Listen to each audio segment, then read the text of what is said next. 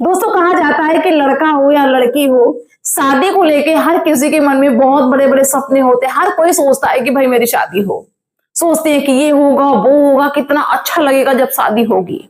लेकिन सोच के देखिए कि किसी भी लड़का या लड़की, उसके शादी के बस कुछ ही दिन बचे हों और अचानक से उसकी शादी टूट जाए और उसके साथ में कुछ ऐसा हो जाए जो बहुत ही ज्यादा असहनीय हो, तो मंजर कैसा रहता होगा उस शख्स के लिए। दोस्तों आज जो घटना हम आपको सुनाने जा रहे हैं वो घटना आपकी रूह कपा देगी। दोस्तों एक महिला जिसकी शादी के सिर्फ 2-4 दिन ही बचे हुए थे, लेकिन जिससे उसकी शादी होने वाली थी उससे शादी भी टूट जाती है और 56 लाख रुपए उसके अकाउंट से गायब हो जाते हैं। सोच के देखिए कि जिसके मन में बहुत सारे सपने चल रहे हो शादी को लेके और उसकी शादी भी टूट जाए, उसका दिल टूट जाए और उसके अकाउंट में जितने पैसे थे वो भी सारे चले जाए, उस महिला की स्थिति कैसी होगी। आखिर में ये सब कैसे हुआ? जब शादी के सिर्फ 4 दिन बचे थे, उसी दौरान ऐसा क्या हो गया जिससे उस महिला की शादी भी टूट गई और 56 लाख रुपया उसके पास से चला गया। चलिए दोस्तों इस पूरी घटना के बारे में हम आपको बताते हैं और ये आपको घटना बहुत ही ज्यादा सचेत करेगी, इसलिए मेरे वीडियो में लास्ट तक बने रहना। दरअसल दोस्तों ये जो घटना है ये नोएडा की है। नोएडा में एक सॉफ्टवेयर इंजीनियर एक महिला जिसकी उम्र 30 के ऊपर होती है। दोस्तों वो महिला अपने काम में इतनी ज्यादा बिजी होती है कि अपनी शादी की तरफ बिल्कुल भी ध्यान ही नहीं करती है। यहाँ तक कि जब उसके घर वाले कहते हैं कि भाई शादी का टाइम हो गया, शादी कर लो, तो महिला मना कर देती है, कहती कि जब टाइम होगा तब हम देख लेंगे, अभी मेरे पास बिल्कुल भी टाइम नहीं है। और वो महिला अपने काम में बिजी रहती, अच्छा खासा कमाती है, अच्छी खासी उसके पास में दौलत होती है। यूं ही वक्त आगे बढ़ता जाता है, लेकिन दोस्तों उस महिला की शादी धीरे धीरे, उन्हें कहते कि लेट होती जाती है, उसकी उम्र धीरे धीरे निकलती जाती है। लेकिन 35 की उम्र के बाद में उस महिला को अपनी फ्यूचर की चिंता सताने लगती है। उसको कहीं ना कहीं ये लगने लगता है कि अकेले जिंदगी को काटना बड़ा कठिन लग रहा है। जिंदगी में जीवन साथी का होना बहुत जरूरी होता है, क्योंकि सुख दुख में जीवन साथी ही काम आता है, पुरुष हो या महिला हो। तो उस महिला को कहीं ना कहीं ये लगने लगता है कि मुझको अब शादी करनी चाहिए। लेकिन वो ये विचार बनाती है कि मैं शादी किससे करूं। तो उसके दिमाग में आइडिया आता है कि जो शादी की साइडें चलती हैं इनमें लोग वर वधू ढूंढ लेते हैं और अच्छे जीवन साथी मिल जाते हैं, तो क्यों ना इसमें ट्राई किया जाए। जो दोस्तों जो शादी की साइड होती है उसमें ये महिला क्या करती है, सॉफ्टवेयर इंजीनियर कि अपना अकाउंट बना लेती है और उसमें अपने बारे में सब कुछ लिख देती है कि इतनी मेरी उम्र है, हम यहाँ पे रहते हैं, हम ये काम करते हैं, अपने बारे में सब कुछ लिख देती है और मुझे वर की तलाश है और वर की उम्र कितनी होनी चाहिए, ऐसे करके वो सब कुछ लिख देती है। दोस्तों क्या होता है कि 2 दिन के बाद में एक मनीष पटेल नाम के व्यक्ति का रिस्पॉन्स आता है। वो व्यक्ति अपने बारे में सब कुछ बताता है कि मैं विदेश में रहता हूं, मेरा नाम मनीष पटेल है, मैं बहुत बड़ी पोस्ट पे हूं, मैं इंडिया का रहने वाला हूं, ऐसे ऐसे विदेश में रहता हूं, यहाँ पे मेरे ये प्रॉपर्टी है, ये मेरे पास में, वो मेरे पास में। दोस्तों उस महिला को वो मनीष पटेल नाम का व्यक्ति मतलब भाने लगता है, अच्छा लगने लगता है और धीरे धीरे इनकी प्रेम कहानी आगे बढ़ने लगती है। ये एक दूसरे से इतनी बातें करने लगते हैं, एक दूसरे को इतना समझने लगते हैं। जो मनीष पटेल नाम का व्यक्ति था वो इस महिला को इतना ज्यादा विश्वास में ले लेता है कि इस महिला को ऐसा लगने लगता है कि इससे अच्छा अब जीवन साथी मुझे कोई दूसरा नहीं मिल सकता है, मुझे इसी से शादी करनी है। दोस्तों लगभग 1 साल का समय बीत जाता है, इस महिला की उस व्यक्ति से बात होती रहती है। इस महिला को पूरी तरीके से विश्वास हो गया कि भाई ये तो मेरे लिए बहुत ज्यादा परफेक्ट है, पैसे वाला भी है। शादी की बातें हो जाती है, यहाँ तक कि शादी की डेट भी क्लियर हो जाती है। सब कुछ एक दूसरे को बताते हैं कि मैंने पंडित से पूछ लिया है, इस डेट को शादी है, इस डेट को हल्दी रस्म है, इस डेट को मेहंदी रस्म है, मतलब सब कुछ क्लियर हो जाता है। लड़की के जो घर वाले हैं उनको भी पता चलता है, मतलब सब कुछ पूरा जो ये सेट हो जाता है, रिश्ता बिल्कुल पक्का हो जाता है। और जो मनीष पटेल था वो इस महिला से कहता है कि हम विदेश में हैं और हम बहुत जल्दी आ जाएंगे, जब तक मेरी शादी की रस्में शुरू होंगी उससे पहले हम आ जाएंगे। दोस्तों इस महिला की जो शादी की डेट थी वो लास्ट मई में थी और उधर वो क्या करता है, व्यक्ति 22 मई को अपनी इस होने वाले पत्नी के पास में फोन करता है और कहता है कि हम एयरपोर्ट में हैं, हम इंडिया वापस आ रहे हैं अपनी शादी को करने के लिए।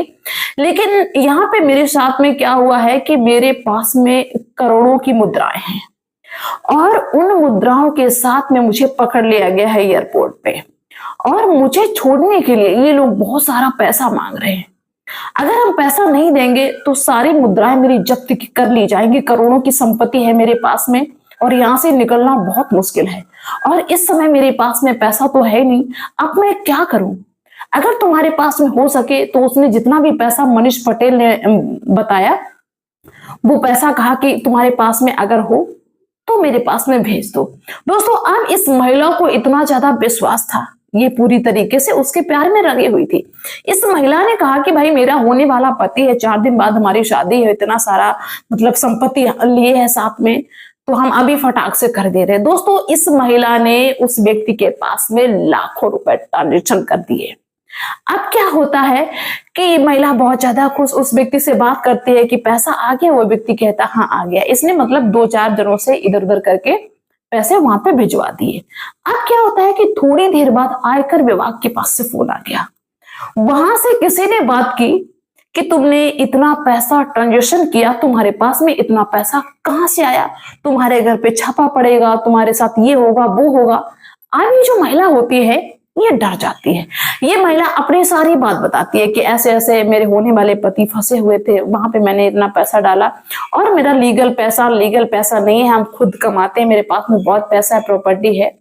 लेकिन दोस्तों, आयकर विभाग से जो बोल रहा था उसने कहा कि ऐसा कुछ नहीं है, अगर तुमको सच में बचना है तो इतने लाख रुपए मुझे दो और इसके बाद में हम ये मामला निपटा देंगे। दोस्तों, उस महिला ने सोचा कि चलो ले दे के निपटाते हैं, कहाँ इनके झंझट में पड़े रहेंगे, हम कहाँ तक इनको अपनी सच्चाई बताएंगे। कुछ लाख रुपए देके दोस्तों उस महिला ने आयकर विभाग से छुट्टी पा ली। अब क्या होता है कि थोड़ी देर बाद मुंबई पुलिस का फोन आता है। मुंबई पुलिस ने कहा कि तुमने इतना पैसा कैसे किया, कैसे भेजा, कैसे ट्रांजेक्शन किया, अब तुम्हारे ऊपर केस होगा। दोस्तों, अब पुलिस ने भी धर लिया। अब महिला बहुत परेशान, महिला ने उसको पुलिस को भी सारी कहानी बताई कि ऐसी ऐसी बात है, मेरा पैसा लीगल है, अनलीगल नहीं है, और आयकर विभाग को भी मैंने सब कुछ बता दिया। लेकिन मुंबई पुलिस ने कहा कि नहीं, हम ऐसा कुछ भी सुनने वाले नहीं है।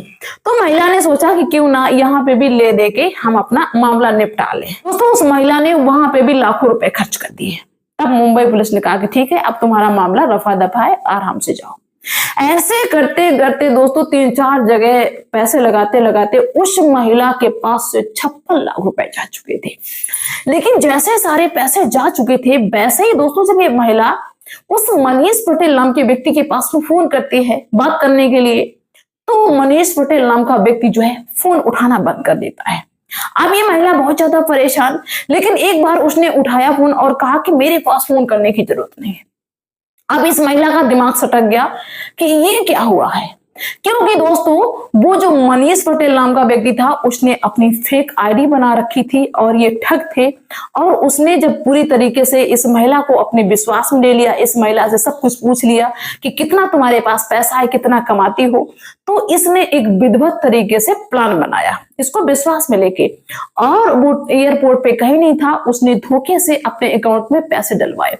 और जो आयकर विभाग से बोला था वो भी इसके लोग थे, जो मुंबई पुलिस के बता रहे थे वो भी इसके आदमी थे। यानी कि इसने मनीष पटेल नाम के व्यक्ति ने फेक अपना नाम, फेक आईडी बना के इसने घुमा फिरा के यानी कि अपने अकाउंट में 56 लाख रुपए ट्रांसफर करवा लिए। और इसके बाद में जब उसके पास इतना पैसा पड़ गया और ये महिला इधर परेशान होने लगी, तो उस व्यक्ति ने अपना फोन ही बंद कर लिया। और अब इस महिला को पूरी तरीके से समझ में आ गया कि ये ठग हैं, इन्होंने मुझे बर्बाद कर लिया है, मुझे अपने झांसे में लेके। तो ये महिला साइबर क्राइम के पास में जाती है, वहां पे रिपोर्ट दर्ज करवाती है। तो वहां के लोगों ने आश्वासन दिया कि हम पूरी कोशिश करेंगे इनको पकड़ने की, जिन्होंने इतनी बड़ी रकम तुमसे खींच ली है।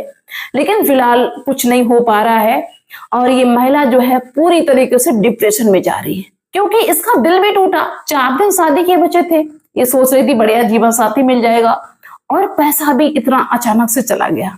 कुछ इसके पास था, कुछ इधर उधर से उधार भी ले लिया, जब कमाती थी तो लोगों को विश्वास था, दे दिया, और ये पूरी तरीके से बर्बाद हो गई। तो दोस्तों, हम आप सभी से यही कहना चाहते हैं कि ऑनलाइन दोस्ती, ऑनलाइन प्यार मोहब्बत इनसे दूर रहो तो ज्यादा अच्छा है। और कोई ऐसा जो आपसे पैसे मांग रहा, बेशक वो 10 रुपए मांग रहा, तो उससे दूरियां बनाने की ज्यादा से ज्यादा कोशिश करिए। ऑफलाइन अपना काम करिए, ऑफलाइन रिश्ता बनाइए, ऑनलाइन रिश्ता मत बनाइए। क्योंकि कोई कितना भी दिमाग वाला हो, वो कब किसके जाल में फंस जाए इसका अनुमान भी नहीं है। क्योंकि वो एक सॉफ्टवेयर इंजीनियर थी, तो ऐसा तो नहीं कि भाई उसके पास में दिमाग नहीं था, लेकिन फिर भी जो ये क्राइम करने वाले होते हैं ऐसा इतिहास रचते हैं, ऐसा कांड करते हैं कि पूरा का पूरा दिमाग हिला देते हैं। तो आप सभी लोग सावधान रहिए, सतर्क रहिए। तो चलिए दोस्तों, मिलते हैं फिर नेक्स्ट वीडियो में। तब तक के लिए बाय सभी को।